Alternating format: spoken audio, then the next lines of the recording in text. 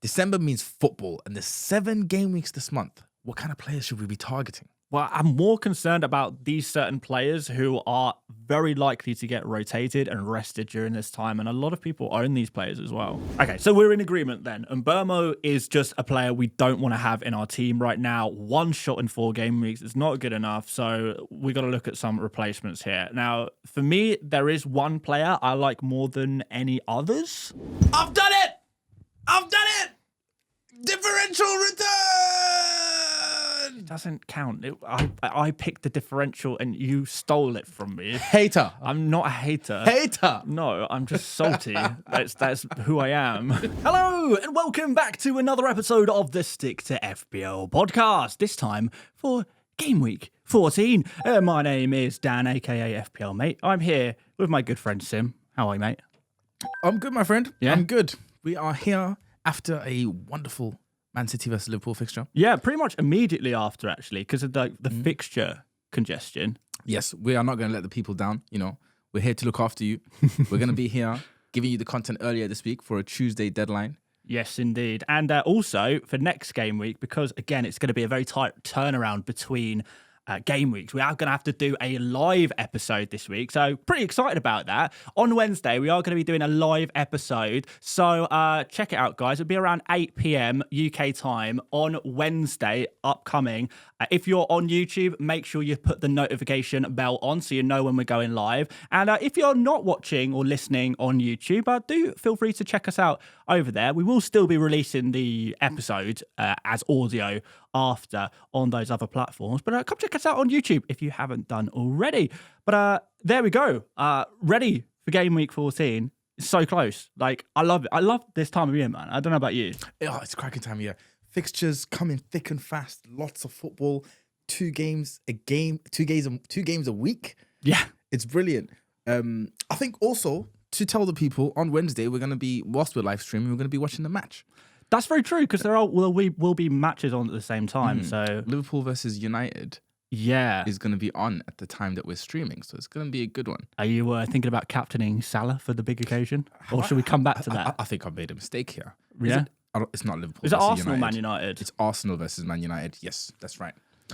Arsenal versus Man United. There are a few games that evening, to be fair, but there's a lot of games. That's Game Week 15. We're here to talk about Game Week 14, but before we do, we have to give a special shout out to our sponsors over at Fantasy Football Hub. If you need to save your season with their Green Friday deal, then now is the time to get involved. 30-day free trial, full access to everything on Fantasy Football Hub is now available. So go check that out. We're going to be using stats, screenshots, graphics, information from all of their members' tools, which we love, and we're sure you will too. So, topic number 1, please. It's a pretty obvious one. Like everyone is talking about this right now. I mean, I'm not. I don't have Mbeumo in my team. I'm ahead of the game like that. You know, I'm ahead of the game. No problem. Yeah, it is. You know what? This Mbeumo thing is so another 4-goal game where he had 0 shots, 0 XG. Yeah, 1 key pass made in that game. We spoke about this last week where we were kind of saying, yeah, Mbeumo is not involved at all. It doesn't matter who he's playing. Before we continue. Yeah. What? I've got a costume that I should be wearing. Oh, that's such a good point. Yeah, people mentioned last week, but we forgot. I didn't goose out, guys. It was people know what's coming. I think you'll find that my memory isn't brilliant, nor is Dan's. Yeah, apparently not. So, for those of you who watched a couple of weeks ago, you might remember that Sim was convinced that Jackson was not worth buying because he was guaranteed to get a yellow card. Don't misquote me. Well, I want to misquote you. I said Jackson was still a great option. I just said he is guaranteed to get a yellow card. Okay, so I said he was still a great option. I think I said my words were, even if you got Cole Palmer, I think Jackson is a brilliant buy. Okay, but you were against it, my friend. Well, look. At the end of the day, you were the one who said he was going to get suspended, and he didn't get suspended. He's got like 1 million goals instead of any yellow cards. So as a punishment for your just being incorrect in general. What have you been doing with this hat? I shouldn't really say on the podcast. I'll tell you after the show. but it ain't nice.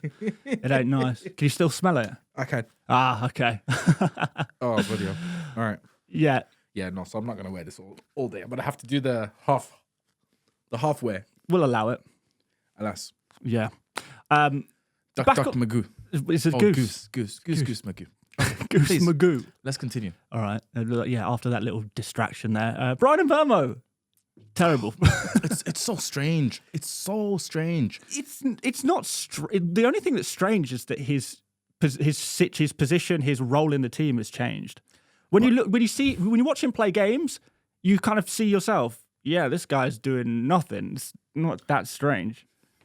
I think I hear what you're saying about this being like a direct outcome of what's happened with Vissa, but Mbeumo performed well with Vissa for a long time. Yeah, but mostly when they were playing as part of a two-man strike force rather than the three-man. Yeah. With young Mr. Sharda. Yeah. Is it Sharda? Shade? Never know how to say his name.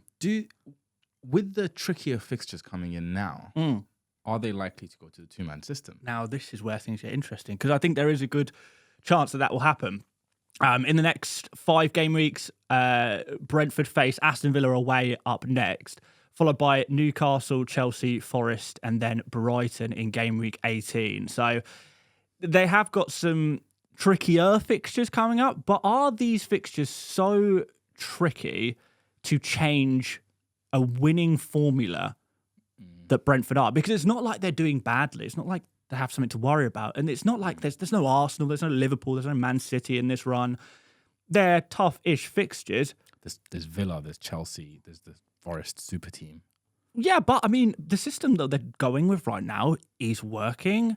I don't think it's a guarantee that they change it. I think some people will say, you know, Mbeumo owners specifically, no one who doesn't own Mbeumo will say this, but those who do say it will convince themselves, yeah, the formation is definitely changing because we all create agendas in FPL, don't we, to try and fit our own narratives and what we really want to do. And obviously there is a chance that in some of these games, Brentford do change their system, but at 7.9, 7.8 million, is he worth that?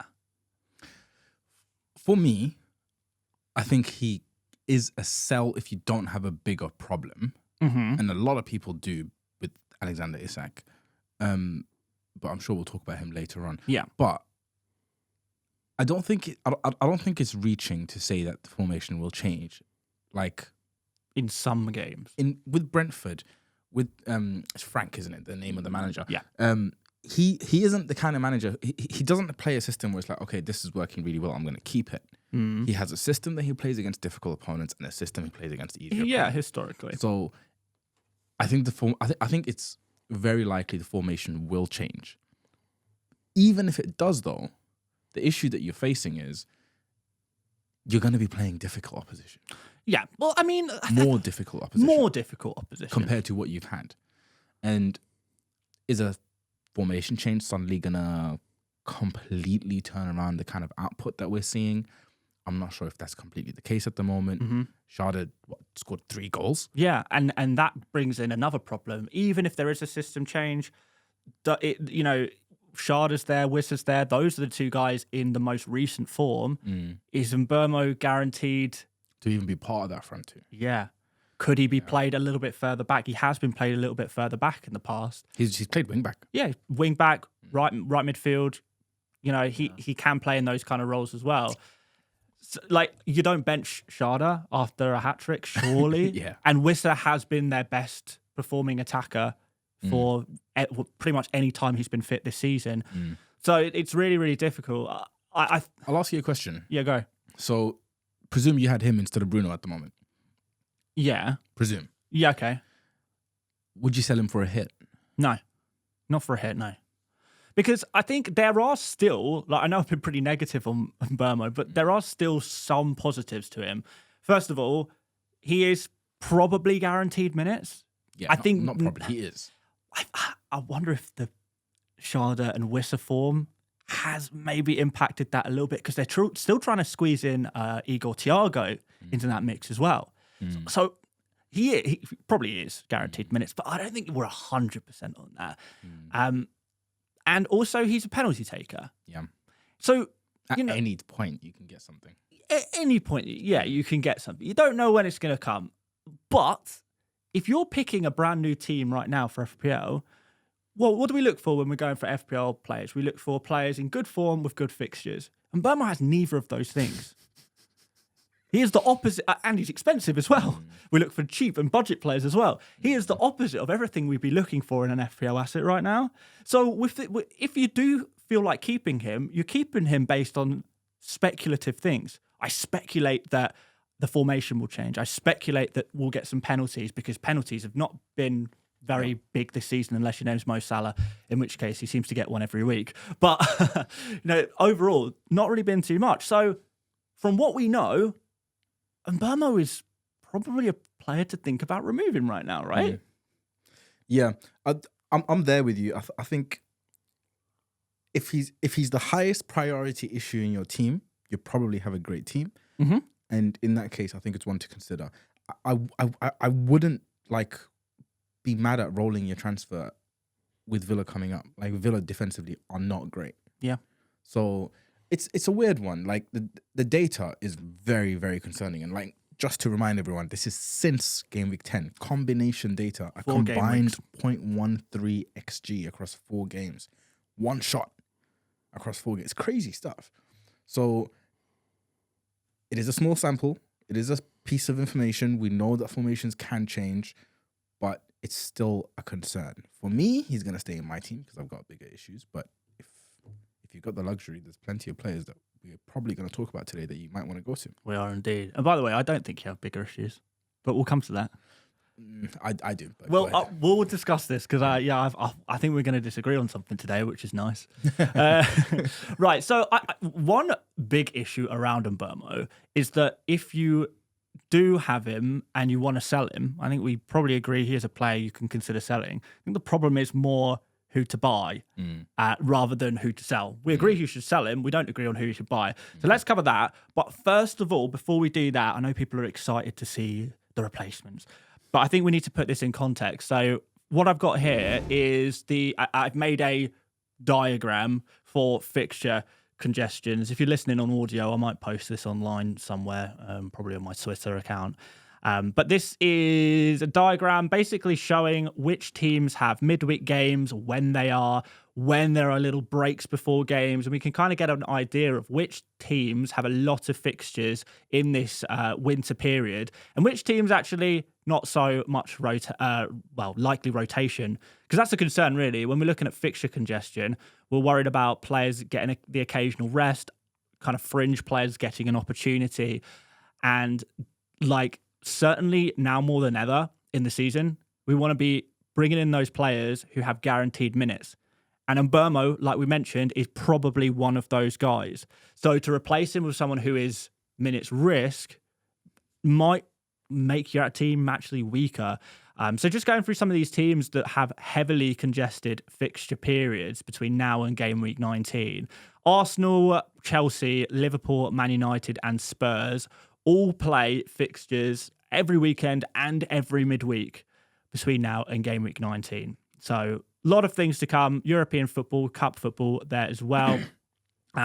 Couple of teams are still in certain other competitions, cup competitions, but maybe not Europe. We have teams like Aston Villa who have a semi-busy period because they're not in the League Cup anymore. And then we've got a few teams that actually they obviously play a few midweek games because that's just the Premier League, but actually do have some rests here and there. And that's teams like Bournemouth and Brighton and maybe Fulham, Nottingham Forest there, West Ham, Wolves. So it could be easier to go for players from those teams and you have a little bit more security. Are there any teams, Sim, that you kind of look at and you think, I'm a little bit worried there might be some rotation here at some point? United, I'm sort of glaring at. Okay. And I mean, the fixtures definitely make it even more tricky, but that is one that I think is likely to be an issue. Mm-hmm. You've got Villa, who, despite them not having a cup fixture, have some easy fixtures around some trickier fixtures. Yeah. which makes you think again, is that an opportunity to rotate? You know what I mean? Brentford, then Southampton, and then Champions League, and then Forest, Yeah, and then City. that's Newcastle Leipzig, and Brighton. Leipzig in Europe. So it's like Yeah, it's not the toughest game in the world, but I mean they need a win. It's Champions League. Yeah, It's they need a Champions win. League. You know what I mean? So that could be tricky. I think obviously Arsenal's a weird one because your manager is a little bit of a not rotation type of manager. Yeah. But you're not going to be shocked if a Saka or a Gabriel, for example, two guys who have been sort of in and out of injury scares over the last couple of weeks, could they get a rest here and there? It's something that you're going to have to consider, but trying to go for these high expected minutes players is going to be crucial, right? Someone like I'm sat here with a Timber at the moment. Yeah, there's no way Timber plays every Premier League game between now and Game Week 19. I just don't see it. I can see him missing one, but I would probably say that is maybe a cup game rather than a Premier League game. I'm hoping, but like a Calafiori and a Zinchenko fullback double up, or how long till Ben White is back? I think we're good. Tomiyasu's already back. I don't think Tomiyasu is quite ready, but he will be for some of these fixtures towards the end. I can see that. So it's a little bit iffy. It's a little bit iffy. I think with transfer planning now, you have to try to go for 90-minute players, because those 90-minute players could become 70-minute players, and that's all right. And the 70-minute players become like 45, 30. Yeah. You know what I mean? So everyone drops down a peg.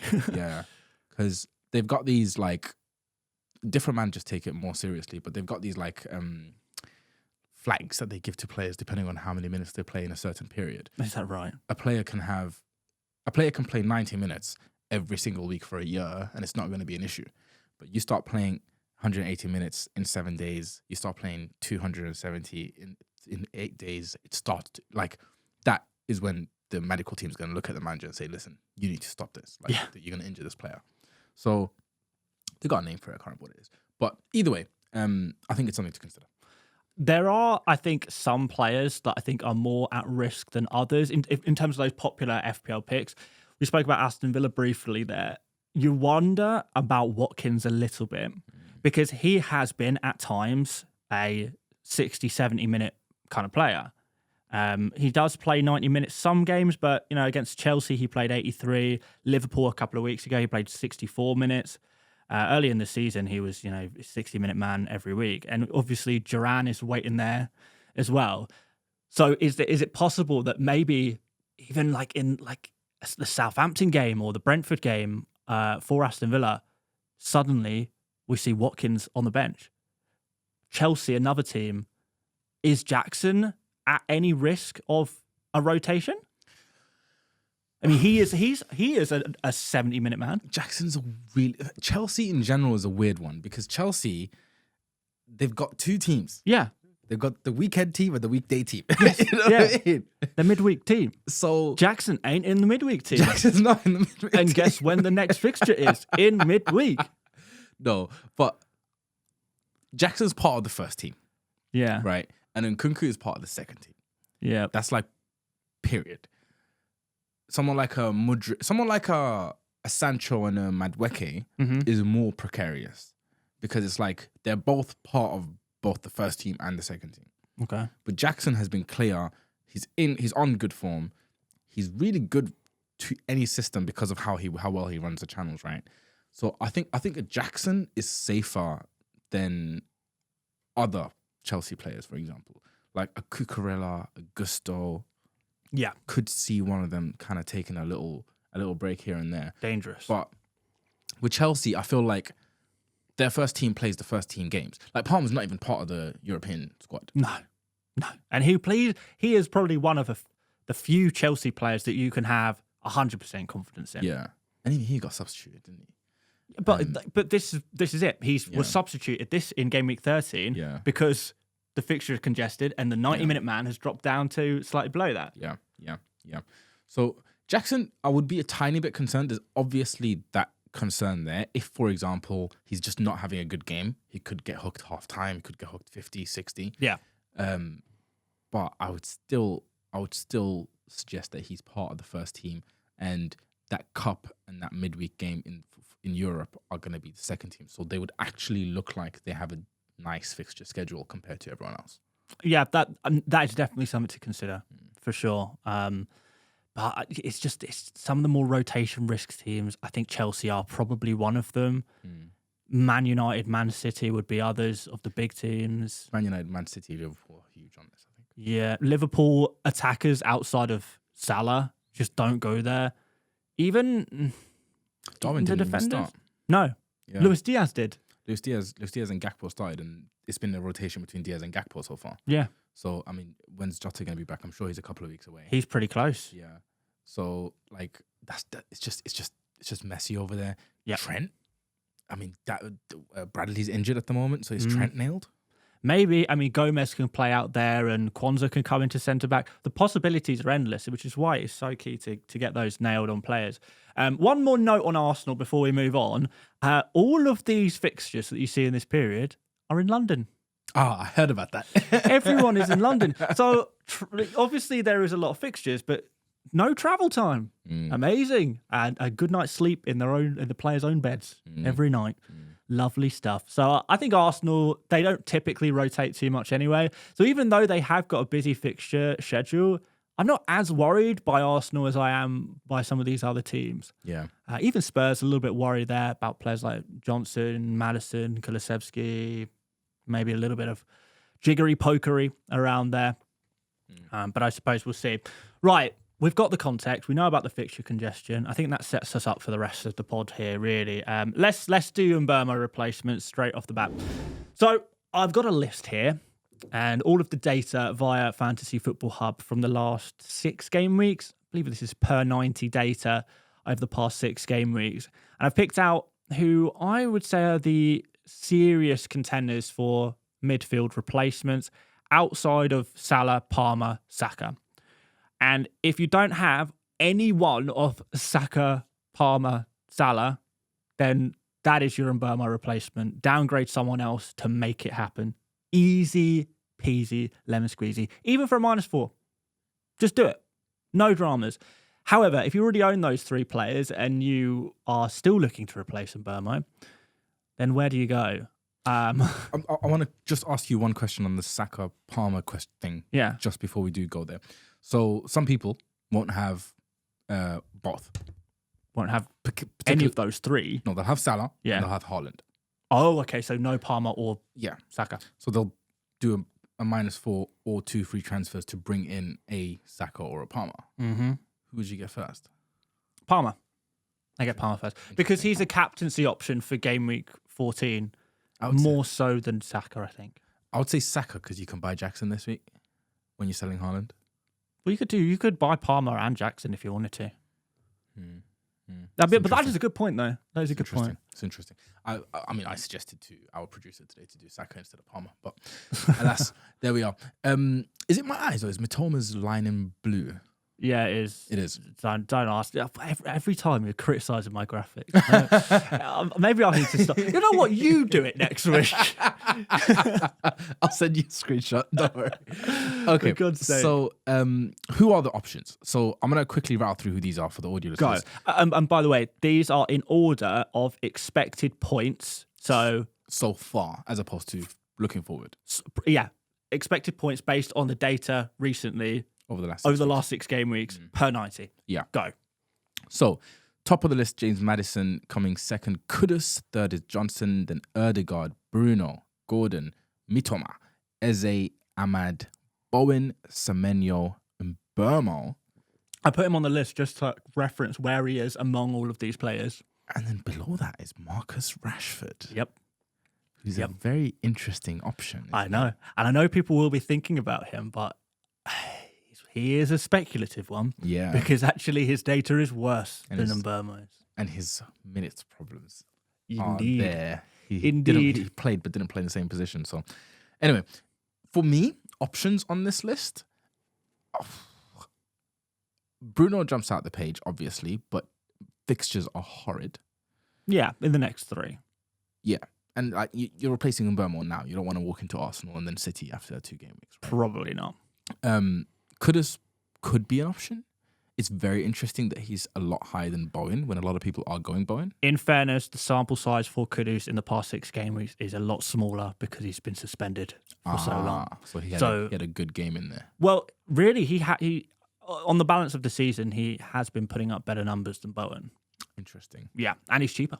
Interesting. That's a good differential option that people probably aren't considering. Indeed. Indeed.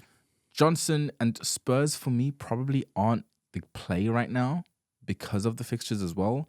And you'll have to remind me if you know the fixtures for Spurs. I could tell you. I know that they're tricky over the next few. Bournemouth away, Chelsea at home, Southampton away, Liverpool at home, and then Forest away.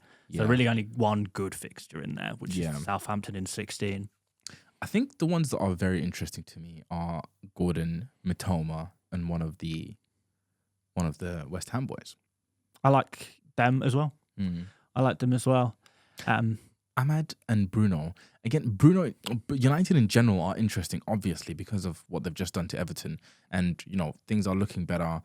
We can see that their attack is a lot more cohesive than it was under Ten Hag. Defensively, it's still a bit dodgy. Arguably worse. So, it depends how you want to move that. But I think it's probably not a great idea to go into that at the moment. Okay. How about you? What do you think? I mean, this is my issue. I look through this list of players and no one jumps out at me. And I think the reason why so many people are asking this question this week is because there isn't really a good answer. It's why we all have the same question.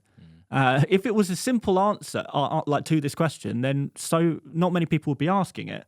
But the fact that everyone is asking this question kind of begs the question, should you be selling Mbeumo? Yeah, there isn't really a good replacement. And in fairness, all of these players are performing better than Mbeumo. So it's not like, there's no one better out there than Mbeumo right now. There clearly is. But it's a case of how much better are they?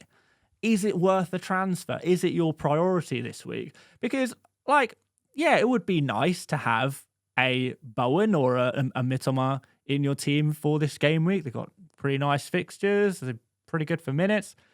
But, they're not penalty takers. I think Mitoma in particular is not guaranteed to play every game. Brighton do have a pretty good fixture schedule, but I don't think it's a guarantee. It's like, I'm not convinced. I'm not convinced by any of these guys, really. Yeah. If I was to sell, yeah, I think Mitoma would be the direction that I go in. Okay. But it doesn't fill me with confidence. But it just feels better than continuing to own Mbeumo at the moment. Yes. That I agree with, for sure. A Rashford would be so interesting if the fixtures were better. But alas, they're not. I think, honestly, if I had Mbeumo in my team, I would use this as an opportunity to just take a punt somewhere. Because I think we have to be perfectly honest. I know we're, as FPL content creators, we're expected to have all of the answers and just say, yeah, this is what you should do, easy as that. It's one of those situations where it doesn't really apply. So I take this opportunity to just try something out. Try a Kudus out, see how he gets on. Try a Marcus Rashford against tough oppositions. I mean, he's a player that we know is a confidence player. Try Maddison out in some tougher fixtures. His numbers are absolutely brilliant. Just try something out and see what happens. It can't be too much worse than Brian Mbeumo right now. You can't really lose in a situation like this. All you lose is one of your free transfers. And if you're happy to sell Mbeumo, then just that's what I would do. I think I would go different. Yeah. I wouldn't force it, but if I had the luxury, then yeah, I would agree with you. I think there's three top players. 2 of them you already mentioned. So these will probably be the 3 sensible, if you like, Mbeumo replacements. And that's Bowen, Mitoma, and Bruno. Obviously, Bowen and Mitoma have the fixtures, definitely. So we've got the fixtures on screen, but we'll read them out as well. So Bowen, first of all, faces Leicester, Wolves, Bournemouth, Brighton, and Southampton in the next 5. That's a brilliant run of 5 fixtures. It really is. As for Kaoru Mitoma, he faces Fulham next, then Leicester, Crystal Palace, West Ham, and Brentford. Again, really, really solid run of 5 fixtures for him. And then Bruno Fernandes. The fixtures aren't so great, let's be honest. Arsenal away, Nottingham Forest at home, which is... I mean, who are we kidding? Forest are the second best defence in the league, as we mention every week. Well, as I mention every week. And they are the greatest thing since sliced bread. So don't expect anything from that fixture because Forest defenders are goated. Man City away, is that such a bad fixture? Probably not. I mean, honestly, Forest at home, even that fixture at home? It's not good. It's not good, but it's not like, oh my word, I cannot own this player for this game week. No fixtures like that. Well, like Arsenal away isn't great. They're Liverpool playing away. Arsenal. Yeah, I know. The 14 isn't great, I can't lie. So, like, Liverpool away isn't brilliant, but it's still not, oh my God, I have to remove this player. Yeah, I know what you mean. Like, it's like Forest at home, it's as a pack that it looks bad. It looks bad, but like City away, like we spoke about this before, they're like one of the worst defences on form at the moment in the Premier League. That's the third one though, right? It's what you're walking into Arsenal and then Forest and then City and then Bournemouth. So like at that point, you may as well just keep Mbeumo for one more week. You know what I mean? Like, why would you sell Mbeumo like for a hit, for free? Like, just keep the transfer. Maybe something will emerge next week. You know what I mean? Yeah, I still think Bruno as a reliable FPL asset has got to be up there. You know, for the kind of thing we're looking for right now, which is a player in form, good numbers, and nailed for minutes. He doesn't have the fixtures. It would be nice if he did. And the price isn't ideal either because you're going to have to spend some money to upgrade Mbeumo there. But I do still think he is worth considering. Could maybe wait one more week though for that bad boy. But Bowen and Mitoma, I don't think too many people will have too many complaints about this one. Do you lean either particular way? You prefer Mitoma, you're saying? Yeah, I probably do. West Ham just look so bad at the moment. And Lopetegui is like, I feel like 2 games away from a sack, which is not the kind of time that you want to be investing in a player, despite the fixtures. I would even then. I think I would kind of punt Kudus. Yeah, for the cheaper price. Yeah, like why not, right? Like Bowen is decent, but there's nothing there that tells you, oh, this player is significantly a better option than Kudus. But Mitoma just feels like a fun pick. You know what I mean? A couple of seasons ago, he's a really good option. Not last season. He was a really good option. No, it was a couple of seasons ago when he was killing it. Was it 2 seasons ago? He has not been like killing it for a year. When was it that he killed Liverpool? I don't know. For one game. Oh, that was like 2 years ago. No, 2 years. Oh, he absolutely killed them. What a guy! When the stuff about him doing a PhD in dribbling. Yeah, that was years ago, man. But yeah, man. Listen, class is permanent, man. That PhD is still in there. What do you mean class is permanent? It wasn't. No one had heard of him before 2 seasons ago, and he's disappeared since then. So what I'm saying, he's not disappeared. He's been injured here and there. All right, fine. I'm being harsh. Like he just scored, so in form. Could be said. I don't know. I put for the audio listeners, that was a sarcastic face. But I think he's decent. But even him, like, I wouldn't force the transfer out. No. Like, give it another week. Let's see how it lines up. Brighton are a notoriously rotation team, so. Yep. And like the numbers from Bowen and Mitoma are just so mid. Yeah. They're really nothing special. There's nothing special out there outside of Salah, Saka, Palmer. Yeah. These are the special players. There's nothing special out there. I really don't know, man. Like, we agree we should sell Mbeumo. No one's going to agree on who you should buy. We've put the data out there. We've put some opinions out there. I think people have got to do with that information what they will. There's not really much more we can say on that, which is frustrating. And I hate not having the answers. I really do. But it's just one of those ones. There's not a lot out there. There really isn't. Pick your poison. It will be better than Mbeumo at least. Yeah. But it still will be poison. There we go. Right, let's move on. Right. Yes. I forgot about this. So, a couple of weeks ago, I found a tool on the Fantasy Football Hub's website where you can order players by their, they call it expected attack where it is attacking returns weighted by the points that they are worth. So it's not like total expected goal involvements or total goal involvements. It is goal involvements weighted to the value, how many points you get. So, a goal is worth more than an assist. So the players with more XG rather than XA feature higher on the list, just for everyone at home. And Konate's injured for a while. It could be 7-8 game weeks. There's a decent amount of time. A lot of people do still have him. And maybe other people are looking for other defenders. Maybe they've got Man City defenders stinking up the gaff. To be fair, I probably would keep a Man City defender against Forest next. Rico Lewis. I think I'd keep him against Forest. Against Forest, but long term, you're looking to shift it, right? For sure. And what I thought was really interesting. So this is defenders ordered by expected attacking points per 90. And we see Daniel Munoz at the top for Crystal Palace. I don't think anyone's going to go. What day range are you looking at? Last 6 game weeks. Okay. So we got some attacking form kind of guidance there.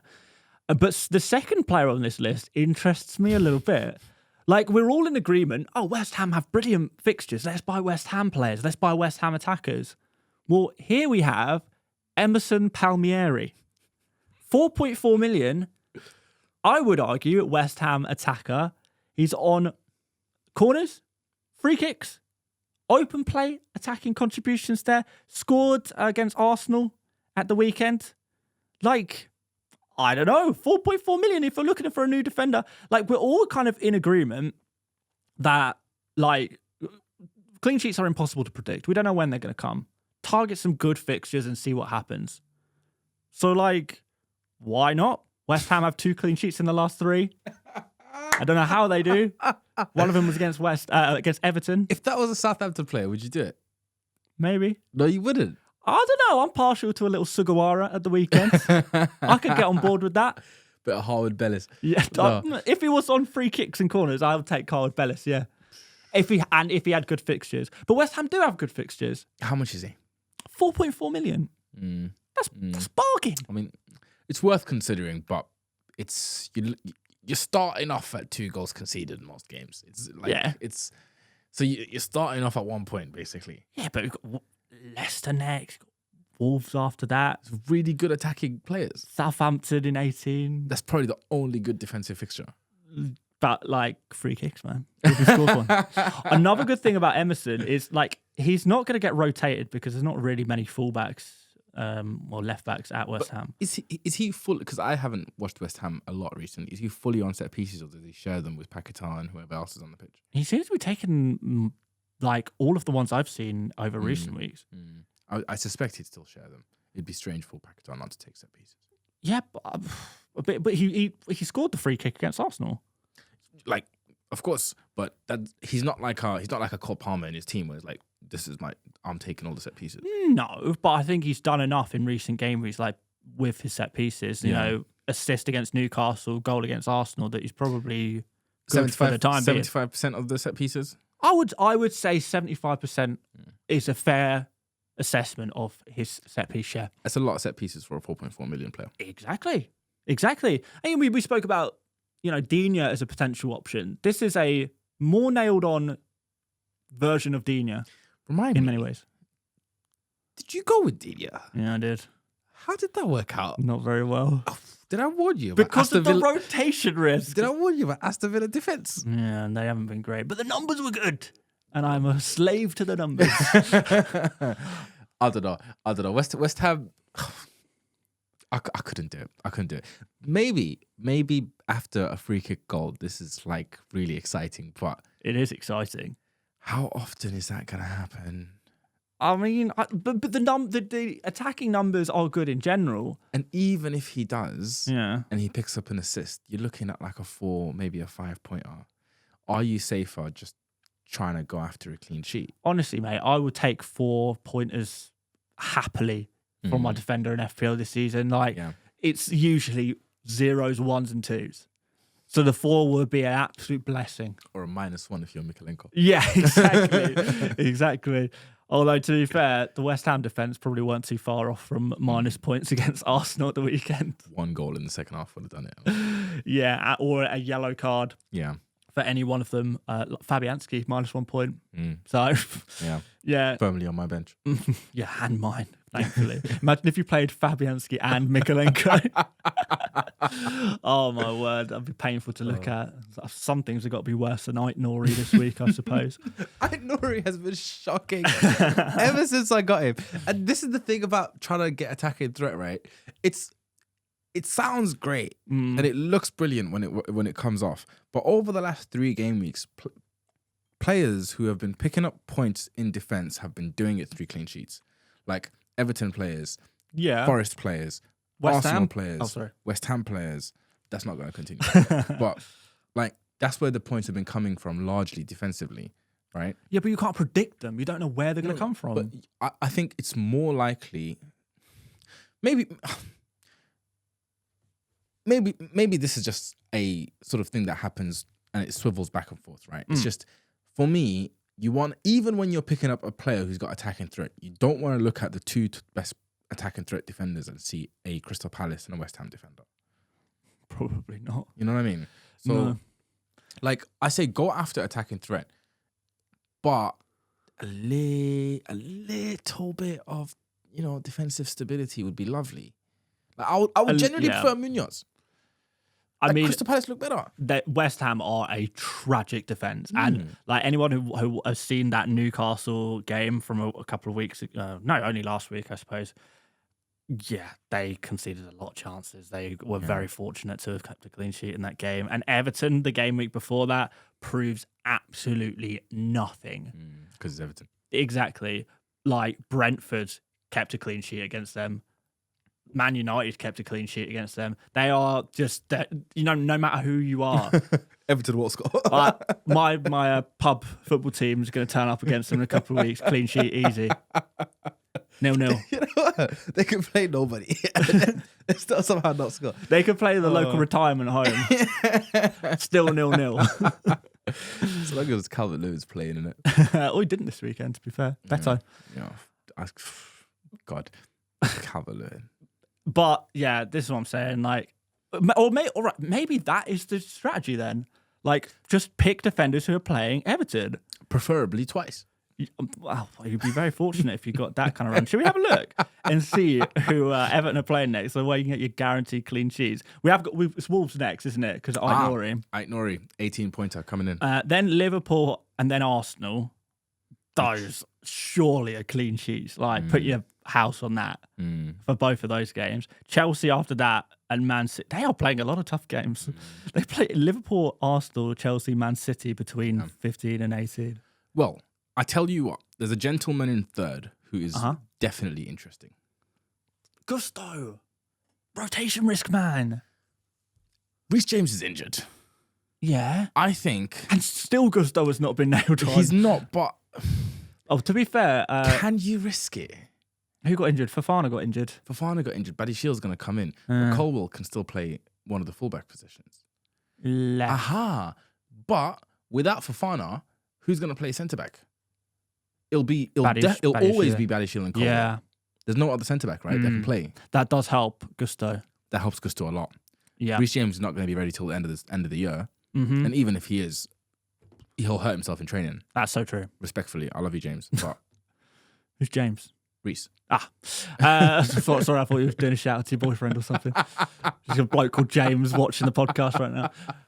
Thank you, Sim. I love you too. Why am I dating Kermit the Frog? It's James the Frog. James the Frog. But no, Gusto's clearly got good attacking threat. He's got literally millimeters away from your boy Emerson. Yeah. And good defense. It's nice, isn't it? And good fixtures. Yeah. Oh, don't tempt me. That just seems so foolish. It seems like it seems like a Dina transfer. Like, you're being a bit stupid. You do it anyway, and then you look back at it and think, oh, that was pretty stupid, wasn't it? Yeah. No, but look, even if he gets benched one game, like, it'll be that at most, I think. There's no way that he gets, like, 2 games. It's just not in the team. Because it's not like a direct option to replace him. No, I'm going to have a little look at that after the pod, I think, Okay. as a potential option. Because I am in the market potentially for a Dino replacement. Oh, Potentially. I don't know yeah. for sure. All right. Other players on this list: Dalot, Gay, Diego Carlos, Davis, Senesi. There's a lot of like meh players here, to be fair. Any list that's got Wout Feisch in it. Yeah, taken seriously. It's tough out there. But other defenders, I think, to consider: Timber, your man. Timber's interesting. I'd be a little bit iffy just because of the minutes, obviously. No, I think you're good. You think you're good? I think you're good with Timber. As good as you can get. Take it from an Arsenal fan then. Yep. Yeah. And the other player who we haven't mentioned at all this entire season, I don't think, is Joe Gomez. 4.8, I believe. Or 4.7. Let me double check that. I think it's 4.7, 4.8. And obviously he is, starting in the absence of Konate. It seems like Slot does prefer him. 4.8 million, yeah. Newcastle away next. Quansah, I don't know what he did in those first 45 minutes in game week 1. But Arne Slot can't stand the guy now. Because of one game. Half a game, he's just said, that's it. I don't ever want to see this guy. Like, he was first choice. Yeah. He's now dropped to third off the back of 45 minutes. It's madness. Madness. Yeah. But it just means Gomez is now an option. And for sure. Konate, we've been told, is out for a couple of weeks at least. I think 4 or 5 weeks is what's on the cards at the moment. Yeah, which is 8 game weeks. Long time. And Liverpool defence is brilliant. Top of the league. Best in the league. I mean, almost as good as Nottingham Forest. It's close. Yeah. Liverpool just about squeeze ahead, I think. But yeah, Gomez, if you think he's good for minutes, I think I would definitely consider going there. Maybe give him Newcastle first. For what? Just to get the extra vote of confidence. I like that he's versatile as well. So even if he doesn't play at centre back, he can play at right back, he can play at left back as well. Because there's no Simicast, there's no Bradley. Yeah. So there is some opportunities there as well. Yeah, and Robbo has not been putting in the best performances. Exactly. But the guy literally never scores. What, Gomez? Yeah. Has he scored a goal in his career? No. You know what? Actually, let's just have a look here. He hasn't. He's never scored a Premier League goal. He's never scored a goal in his career. Is that actually a fact? That's a fact. Wow, I did not know that. In his senior career, never scored a goal. Wow, not even for Charlton Athletic? Never. Wow. Yeah.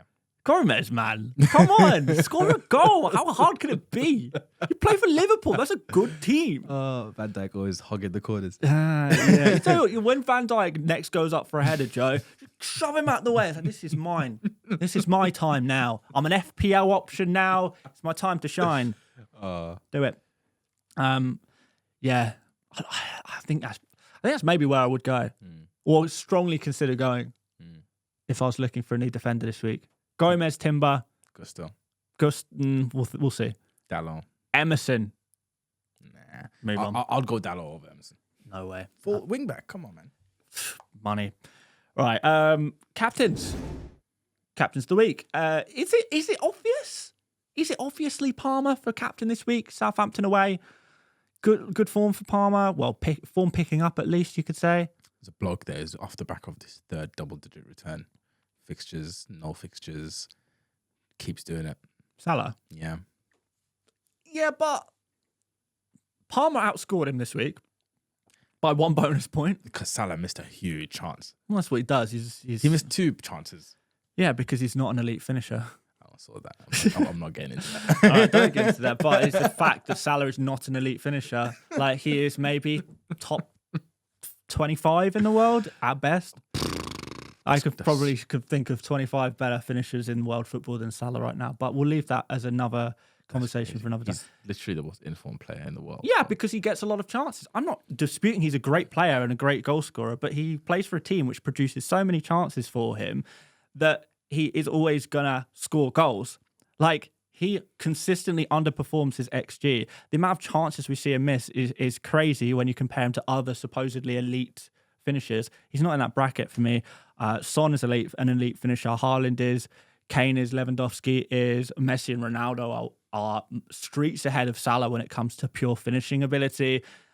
Salah He's an amazing football player, but he is not an elite finisher. And there's your TikTok clip for the week. Just to say, TikTok are gonna eat you up. Come at me. They hated Jesus because he told the truth. They love Jesus. Not He started a religion. Oh, that was after. He had a whole people following him. He had disciples. Well, come back to this clip in 1,000 years, and we'll see if a religion has formed around. Was I right about Cole Palmer? Yes or no?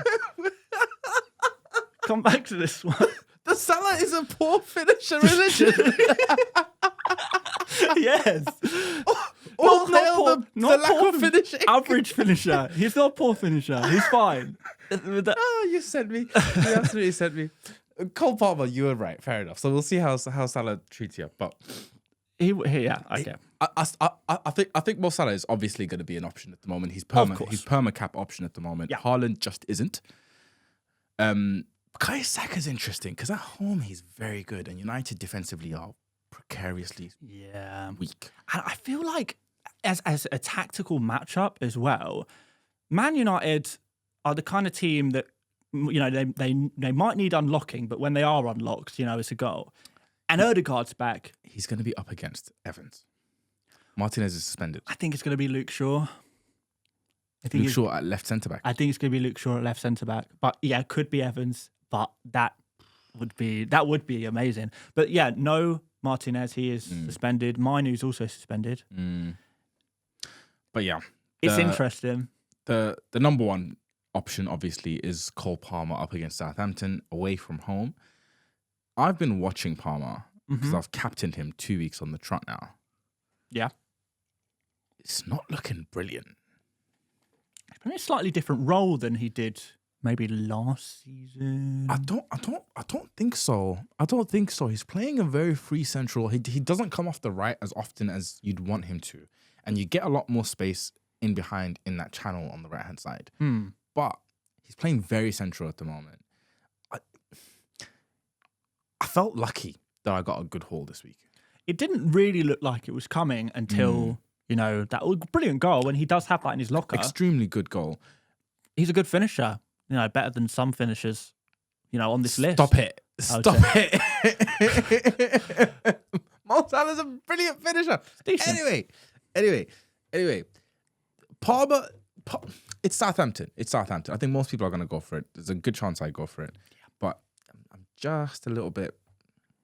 And Southampton have been a little bit better. A little bit better, yeah. I mean, they have, you know, disappointed a few people who have gone for like João Pedro against Southampton recently. I think there's a Haaland triple captain. Yep. Salah got lucky against them. Yep. Dominic Calvert-Lewin didn't score against them. How is that possible? Hasn't scored against anyone. Yeah, fair point. But yeah, no, definitely see your point. I genuinely, if I was a braver man, I think I would be more tempted by Saka. But it's dangerous to go against Palmer and Salah at the moment. And I honestly, hats off to anyone brave enough to go for Saka because I think there's a real nice option in there. Watkins is also playing Brentford this week.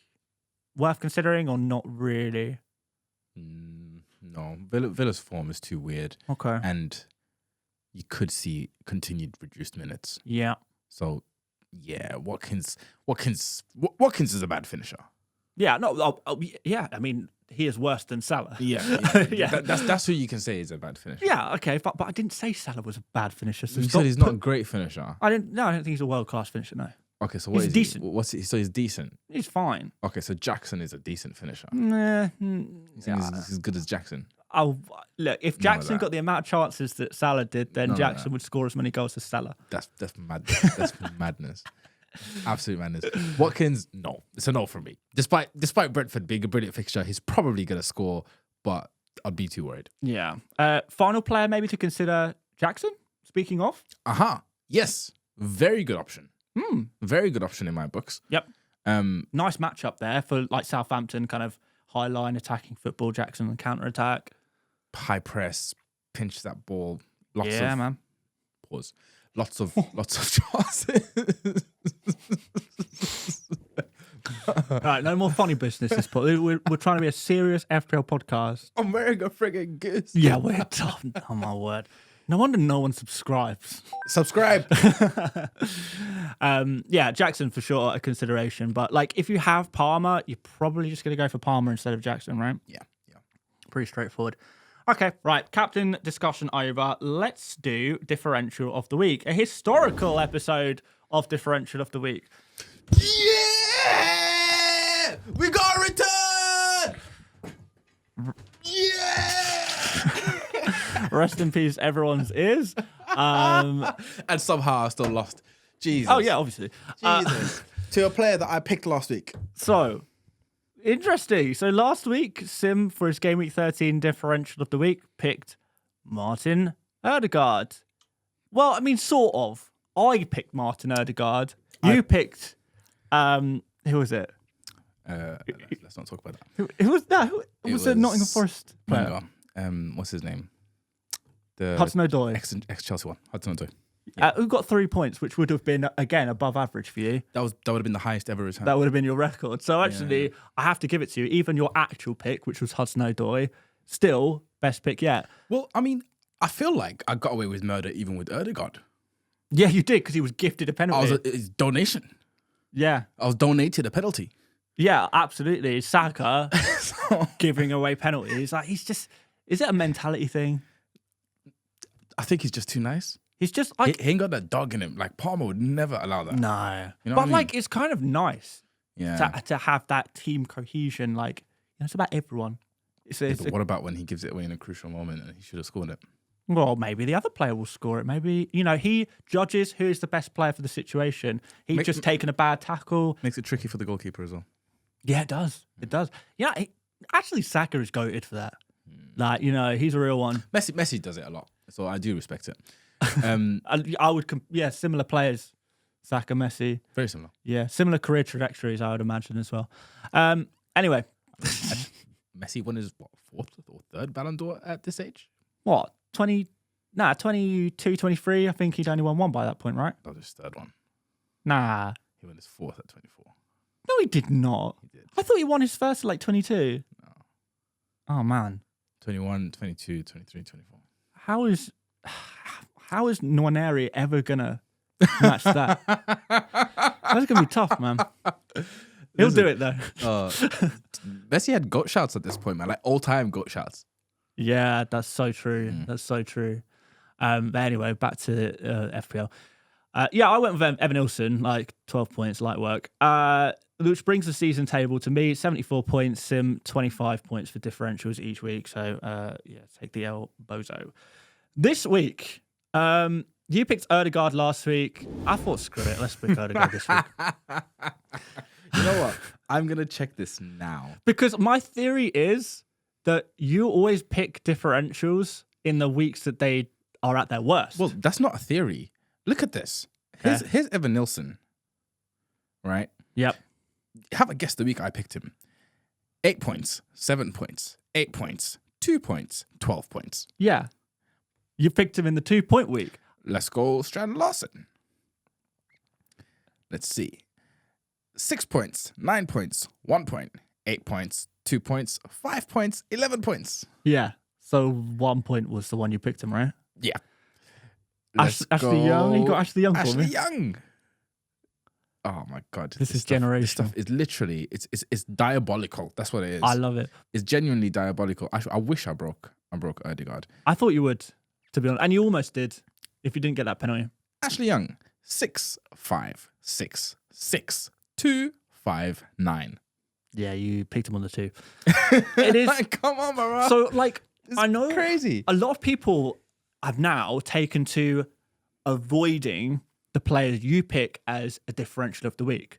But a lot of people have been quite critical of you, Sim, for cursing their players.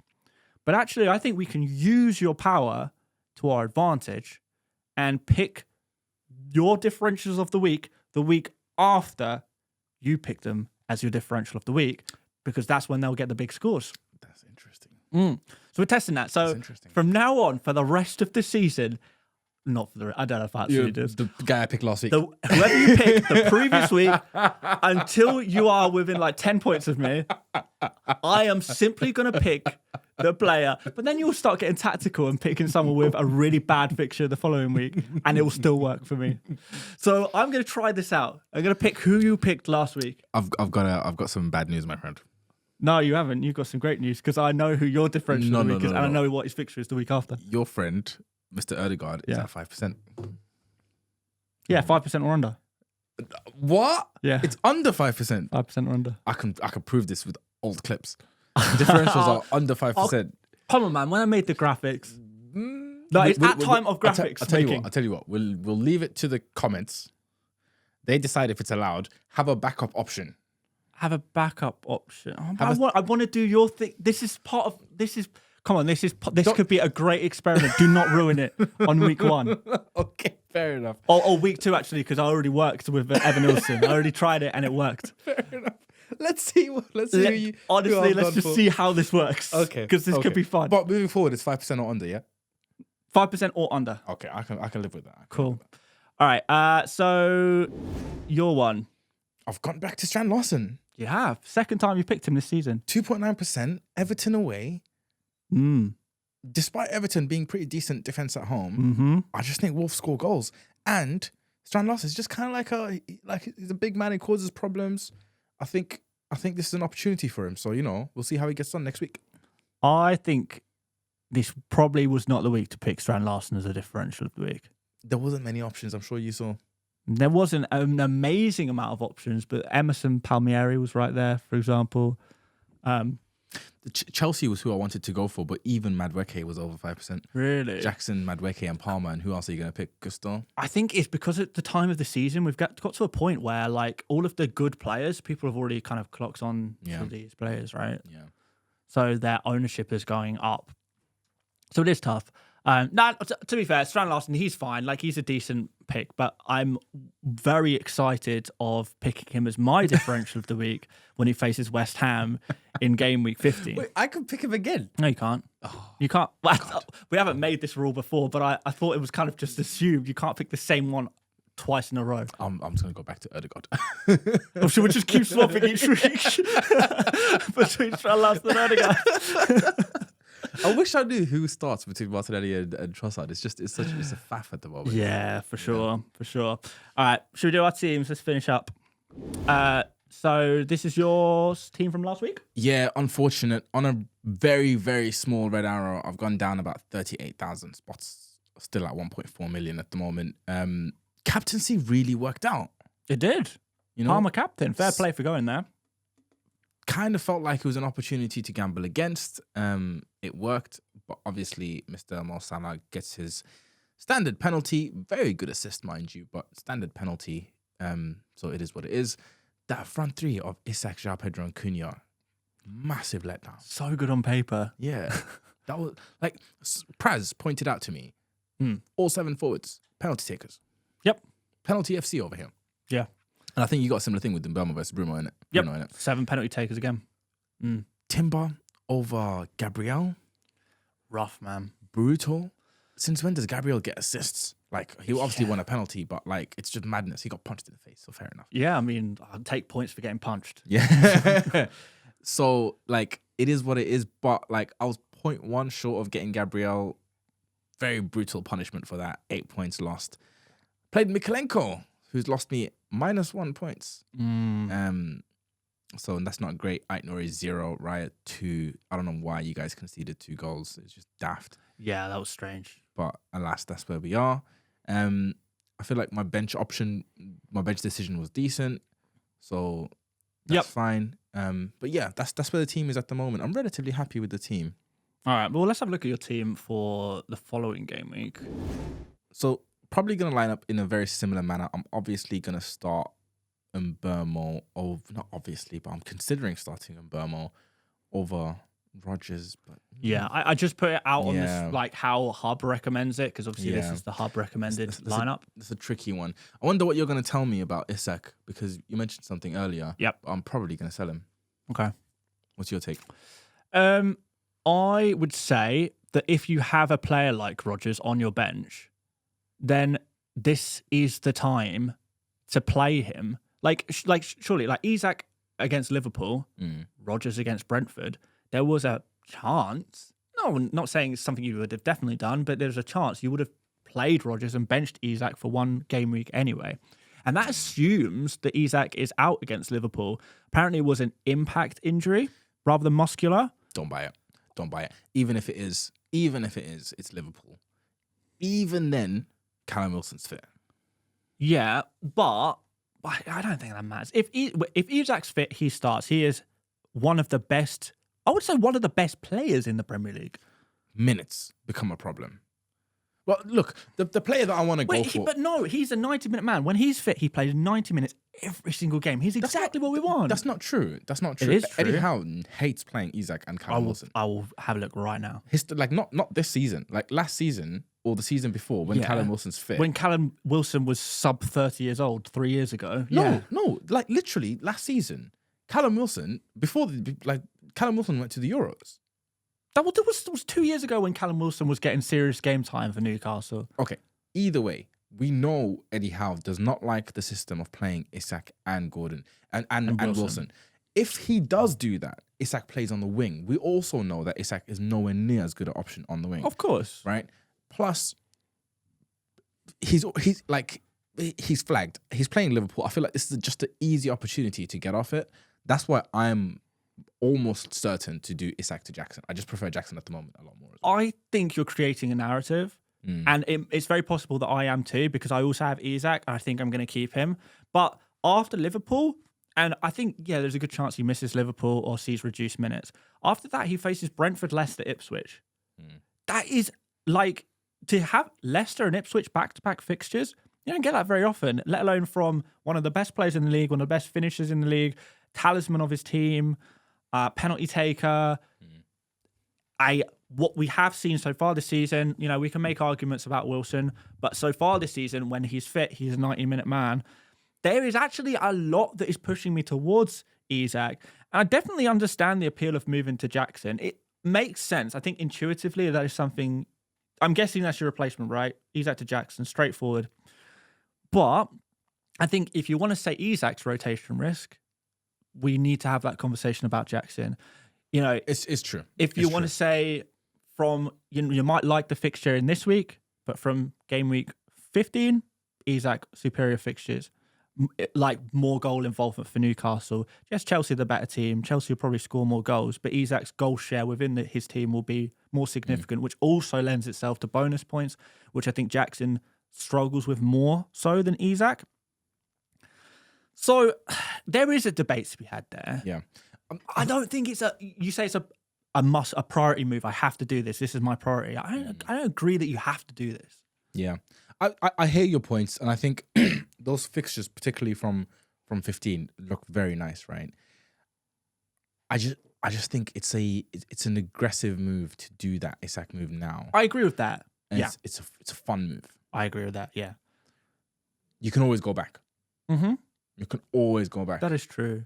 But I think that's probably a reflection on our play styles. Like, I am much more of a patient FPL manager, and to a detriment. I know, I screw myself over by being too patient with players.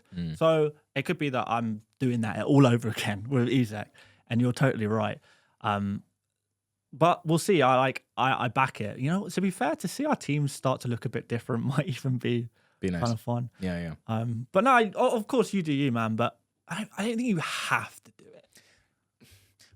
I don't want to play Mbeumo as well. Okay, all right. Now we're there.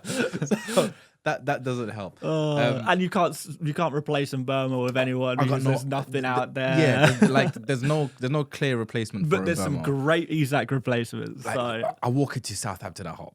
Southampton away. So it's I get it. It's decent. So that's where I'm at. How about you? Cool. All right. So wildcard's going well, man. I always, one of the mantras I live by is, if at first you don't succeed, a bird in the hand is a friend indeed. Now, the start of my season didn't quite. No. In hand? Any bird is fine. Goose is fine. Pigeon? Yeah, pigeon. Pigeon. You're friends with pigeons? Flamingos as well. But that's only at the weekends. Anyway. What do you do to the flamingos? on the weekends? I can't tell you. I'll tell you after. God damn. The season didn't start well for me. I'm not going to lie, but I had a wild card. Let's go for some trusted and data-backed players. That's exactly what we did. And yeah, 2 weeks in a row, really. I've gone, I think, 1.6 million to 400k in 2 game weeks, which is crazy, man. Like, I think it just goes to show that like your season's never over. If you make significant changes to your team, like things can change around very, very quickly. And it's like so early in the season. The scores are all so tight still. Like it's so easy to move up with a couple of good moves. Sometimes it will work, sometimes it won't. I've been pretty fortunate. That midfield 4 really coming in the clutch. Saka, Bruno Fernandes, Salah and Palmer. Because there wasn't really any points outside of that. Gabriel, Aït-Nouri, no points. Kirkes on the bench, 7 point. Gutted, but there you have it. But look, we take the green arrows. Very nice indeed. Long may it continue. Into game week 14, I'm going to go with Verbruggen. I do have Fabianski. Any shout for playing Fabianski ahead of someone like Verbruggen? Well, not really. I'm not a fan of rotating keepers. No, neither. Yeah. Neither. Yeah. Because if it works out, like, it's going to mess up with your mental decision making moving forward. Oh, 100%. Because then Fabianski walks into Wolves, Bournemouth. Are you going to bench for Leicester, Crystal Palace? Just don't do it. That's my opinion anyway.